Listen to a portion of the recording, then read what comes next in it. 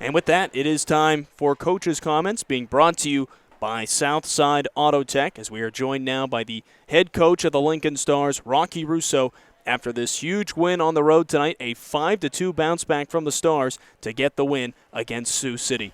Rocky, first off, congratulations. Back-to-back postseason berths you've clinched in both of your years. Behind the bench for the Stars, what does that mean to have that out of the way right now and clinching a playoff berth? Well, it's step one of what we're trying to accomplish here, and I just said to the guys, hey, you've got to take it to the dance now, and that gives you a chance, and that's all in life you can ask for is a chance. But we didn't get together in August and start this journey just to make the playoffs, and I know that that's important and that's a milestone that you want to achieve every year, and I know that They haven't gone back-to-back in the playoffs for quite some time in Lincoln, so it's great for us to be able to do that. But we want more than that, and so our next 9 games are all about jockeying for position. I just said to the guys, "Hey, we won 35 games last year. Let's make that the next goal is to exceed the 35 win mark, and then I believe that." Maybe not. Like, there's only so much we can control, but maybe that first round bye is still in play. And if it is, we want to continue to pursue that. And if it's not, then we want to finish third. And we've got a game against Tri-City on Wednesday. We've got Waterloo on Friday and Saturday. So there's our opportunity to go after the teams that are hovering right around us in the standings and see if we can put ourselves in good position. You mentioned trying to get to that 35-win mark, the 31st win of the season here tonight, and for the first time for the Stars, qualifying for the postseason in back-to-back years since 2011 to 2013. It's certainly got interesting here, Rocky, in this third period of play, but you guys buckled down. A big response. What was the message to the guys on the bench midway through this one? You had to be just thrilled with the way they finished this game. You know what? I said to the guys during the second intermission, hey, we nothing ventured, nothing gained. We tied that period. We had a 2-goal lead going into the first. We have a 2-goal lead going into the second. Let's be predictable. Let's make the right plays, but let's push. It's the same message that they get all the time, despite what some of our fans think that I don't want the guys to close out games. Of course I want to have a killer instinct, and of course I want to try to close out games. I've been doing this for 18 years, and I've had a lot of teams that understand that, but it is not something that you can just tell them to do and have them understand. There's emotions and there's anxieties, and you know what? The fact that they scored and made it 3-2, and we could have easily got a little PTSD from last night, but instead we pushed back and we really got it going, and we managed to go get the next goal. I thought was huge, and it shows the character of the group. They're kids. I know you buy a ticket and you think that you're going to a pro game, but they're still kids, 16, 17, 18 years old. They're talented and they're fun to watch, and but they're going to make mistakes. And we made a mistake yesterday and it cost us a game. That's life. We'll forget about that in a few weeks. But the response today shows you what your character is all about. When you respond to adversity in a positive way and you're able to learn from that mistake and then file it away and be better for it, then you've learned something when things don't go right. And I think we're able to do that. How big was that goal from Antonio Fernandez? Gave you some breathing room. His 9th of the season. Broken play at center ice. Boston Buckberger just blows a tire there, and Fernandez takes it in, follows it up, and ends up scoring right there. It had to be huge. It's a huge goal for us, and Bucks obviously blew a tire there at the middle of the ice, and it felt a little stressful, but the guys around him picked him up and were able to continue to maintain possession. Tony made a nice play, and he kept his feet moving to the net, and he got rewarded with a great rebound goal and gave us back a little bit of that breathing room with the 2-goal lead, and then.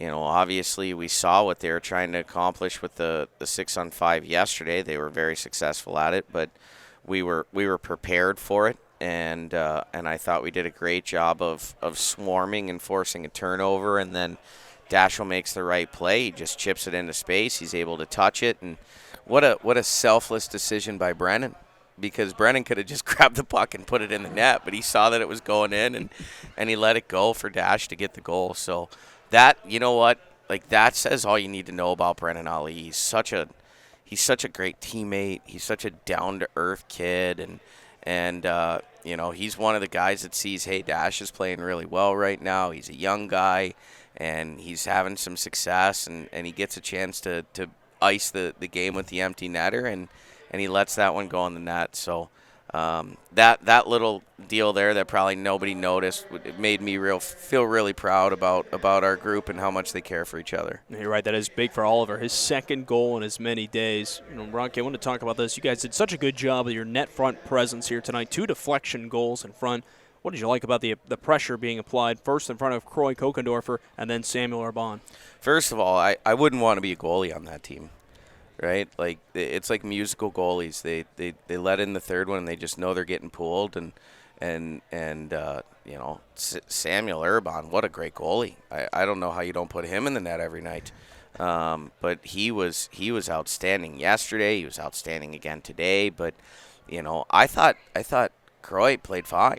We deflected 2 pucks and we beat him over his glove on a backhand, like a really nice shot by Keaton. So. He made some good saves for them. I thought Axel Mangbo played really good yesterday too. And I don't know how any goalie could have any confidence on that team. But that's certainly not our issue. But we knew. We actually talked about it after we scored the second one. We're like, when we get a third one, we assume Urban's going in, right? And boom, we scored early on in the second, and here he came. So. We did a good job of getting to the front of the net. We knew they loved to front and block pucks. And we were able to be patient with our decisions from the point. I thought our D limited the blocks that we gave up, but they're not even trying to tie you up net front. They want to front so they can block. They want 6 goalies on the ice. And we did a nice job of attacking from the half walls and not forcing all of our offense to go through our points. And because of that, we were able to get those chances because we were in position to tip pucks. How good was Lucas Massey on the flip side? Unbelievable. How about that end of the first period? It felt like it was save after save for him. He's, talk about a guy that just keeps getting better. Like Lucas had a tough start to the second half, right? Coming back from Christmas break and missed his flight and all that stuff, and then bad start in Tri-City. But he has rebounded and found his game and found his confidence, and he's just as reliable as the NHL draft pick is. And Cameron's fantastic. Cameron deserved a 3-0 shutout last night, and he loses in a shootout. Like he should have had back-to-back shutouts. He's been fantastic, but Lucas has been up to the task and doing exactly what we could ask for him as a guy that's a quote-unquote backup. And he understands his role. He prepares. He's always ready to go, and he's been giving us great efforts night after night for months now.